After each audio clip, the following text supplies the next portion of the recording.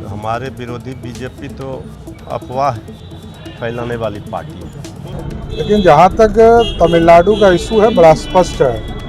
बिहार के एक भी मजदूर पर यदि लाठी चलता हो, कहीं पर किसी की हत्या होती हो, तो ये दुर्भाग्यपूर्ण है।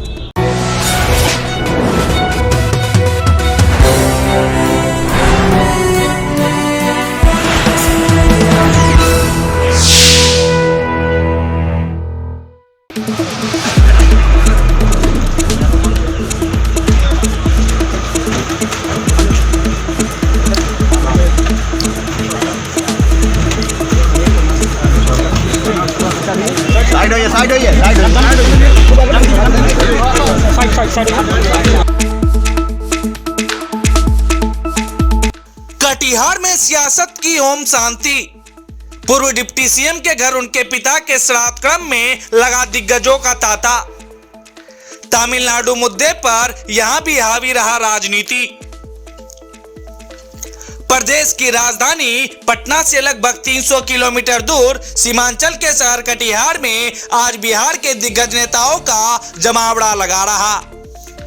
कटिहार मिर्चाईवाड़ी स्थित जेबी निकेतन में कल प्रदेश के मुख्यमंत्री नीतीश कुमार पूर्व डिप्टी सीएम तारकिशोर प्रसाद के पिता गंगा प्रसाद के श्राद्ध क्रम में शामिल हुए थे, जबकि आज डिप्टी सीएम तेजस्वी प्रसाद यादव के अलावा सत्ता पक्ष और विपक्ष के कई दिग्गज राजनेताओं का जमावड़ा कटिहार में श्राद्ध क्रम में शामिल होने के लिए लगा रहा। इस बीच जब नेताओं से तमिलनाडु मुद्दे पर सवाल पूछा गया तो राजद के तरफ से मृत्युंजय तिवारी ने कमान संभालते हुए इशारों में इसे भाजपा प्रायोजित बता दिया। उन्होंने कहा कि सरकार इस मामले पर पहले ही गंभीरता दिखा चुकी है, फिर भी भाजपा इसे बेवजह मुद्दा बना रहे हैं। वहीं नेता प्रतिपक्ष सम्राट चौधरी तमिलनाडु मुद्दे पर सरकार पर जमकर बरसते दिखे। दोनों पक्षों ने इन सब के बावजूद राजनीति सुचिता का पाठ पढ़ाते हुए श्राद्ध क्रम में शामिल होकर पूर्व डिप्टी सीएम तारकिशोर प्रसाद के पिता गंगा प्रसाद को श्रद्धांजलि देते हुए उनकी आत्मा की शांति के लिए कामना किया। मनीष कुमार, कोशिश स्टार न्यूज, कटिहार।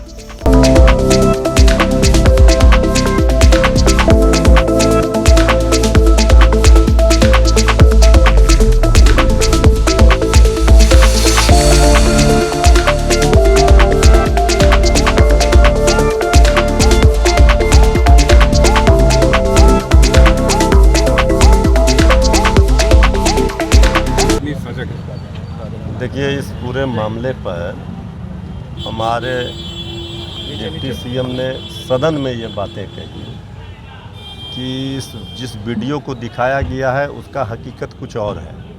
तो हमारे विरोधी बीजेपी तो अफवाह फैलाने वाली पार्टी है। तो इस वीडियो के सत्यता पर ही सवाल खड़े हुए।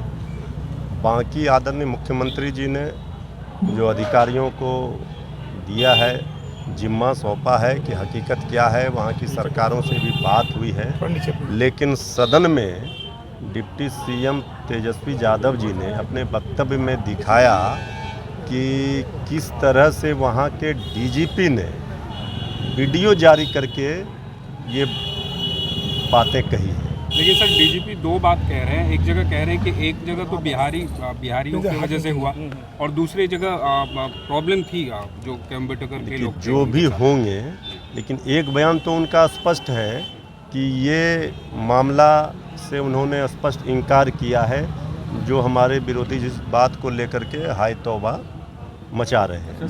सर क्या लग रहा है 24 के चुनाव है, इसकी सुगबुगाहट है? देखिए, इसी को लेकर 24 के चुनाव में बिहार से जब रुक जाएगा, इनका 40 सीट का कट जाएगा, तो फिर वो दिल्ली पहुंचेंगे कैसे? तो इसीलिए सारा डर यहाँ बिहार को लेकर के है। इसलिए इस तरह की बातों को लेकर के मचाया जा रहा है शोर।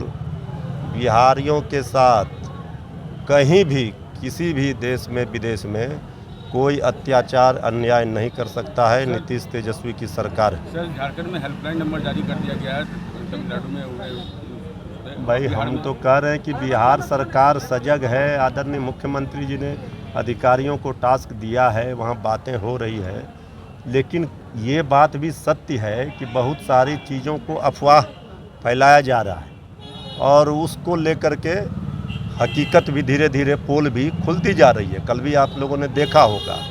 तो जो अगर कहीं कोई मामला होगा तो उसका संज्ञान सरकार लेगी, गंभीरता से। सरकार गंभीर है। में जो चुनाव हुए हैं उत्तर के 3 राज्यों में बहुत स्थिति अच्छी नहीं रही। देखिए, पूर्वोत्तर राज्यों की स्थिति, वहाँ पर स्थानीय स्तर पर जो उम्मीदवार होते हैं, क्योंकि हम लोगों का पार्टी तो राष्ट्रीय जनता दल राष्ट्रीय पार्टी भी रहने का सौभाग्य हुआ है। कई प्रदेशों में हमारे विधायक रहे हैं, सांसद रहे हैं, लेकिन नागालैंड में हम लोग चुनाव लड़े, हमारे उम्मीदवार नहीं।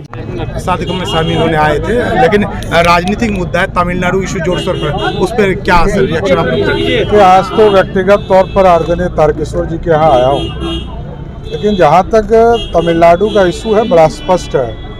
बिहार के एक भी मजदूर पर यदि लाठी चलता हो, कहीं पर किसी की हत्या होती हो, तो ये दुर्भाग्यपूर्ण है। इसलिए हम लोगों ने मुख्यमंत्री जी से जाकर आग्रह किया था कि आप इसकी जांच कराइए, और एक टीम गया और पूरी जांच कर रही है। लगातार ये प्रयास करना है कि हमारे जो मजदूर हैं, हमारे जो लोग प्रवासी हैं, उनको हम सुरक्षित लाएं। Thank you.